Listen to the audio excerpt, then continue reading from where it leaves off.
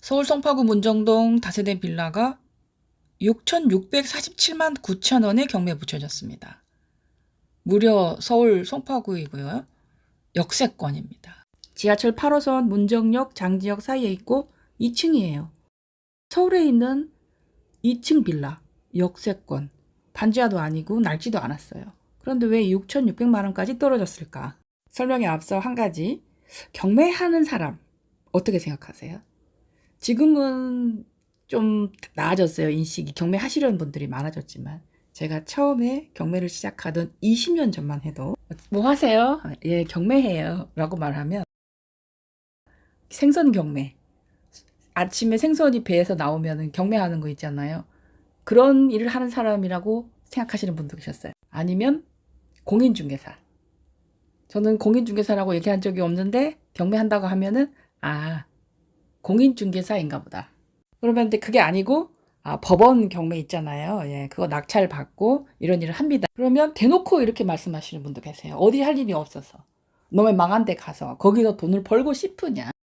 이게 사실은 경매에 대한 오해에서 출발하는 말이거든요. 지금은 경매를 배우고 싶어 하시는 분도 많고 인식이 많이 나아졌지만 그래도 경매 부동산에 대한 어떤 선입견을 가지고 계신 분들 오늘 이 방송을 보시면 정말 경매가 필요하구나. 경매라는 제도가 없으면 이런 문제를 풀 길이 없구나. 임차인이 전세 살다가 4년이 지난 시점에서 보증금을 돌려받겠다고 강제 경매를 신청했습니다. 2018년 6월 14일에 임차인 조 씨가 1억 9천만 원에 월세에 들어옵니다.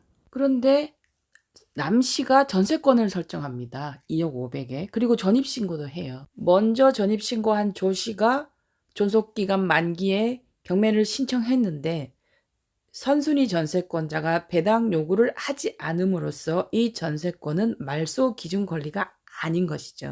무슨 말이냐면은 대항력에 있는 임차인이 경매 신청을 했으니까 배당 요구한 것이죠. 1억 9천 이상 낙찰되면 다 받아간단 말이에요. 그런데 선순위 전세권자가 고춧가루를 뿌립니다. 배당 요구를 안 했어요. 선순위 전세권은 다른 경매 신청 채권자에 의해서 개시된 경매 사건에서 배당 요구를 하지 않으면 인수됩니다. 선순위 임차인의 전세 보증금 1억 9천에 선순위 전세권자의 전세권 설정 금액 2억 500을 합하면 3억 9,500만 원으로 이 물건 감정가 3억 1,700보다 7,800만 원이 더 비쌉니다. 선순위 임차인이 낙찰을 받을 수가 없는 게 1억 9천만 원 돌려받겠다고 낙찰을 받았다가 배당 요구 안 한 선순위 전세권 2억 500만 원이 인수돼요. 자, 이 물건의 말소 기준 권리인 2020년 5월 18일 서울 송파구의 압류는 경매 신청하더라도 배당받을 가능성이 없어 보입니다. 실익이 없어요. 2020년 6월 23일 주택도시보증공사의 가압류 3억 9,800만 원은 부산 동부지원 2020 카단의 102390이에요. 부산에 다른 임대주택이 있는데 소유자의 그 임차인의 보증금 3억 9,800만 원을 주택도시보증공사에서 먼저 내주고 지금 이 송파구 문정동 빌라에 압류를 한 것이죠. 순위가 밀려서 경매 신청해봤자 어차피 무익료예요. 선순위 전세권자는 어떻습니까?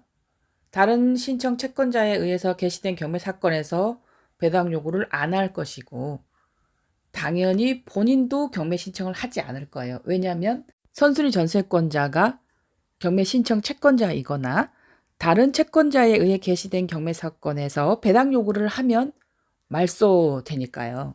이 물건은 경매 제도가 있어도 제3자에게 낙찰되거나 임차인이나 채권자가 방어 입찰을 할 수가 없는 물건입니다.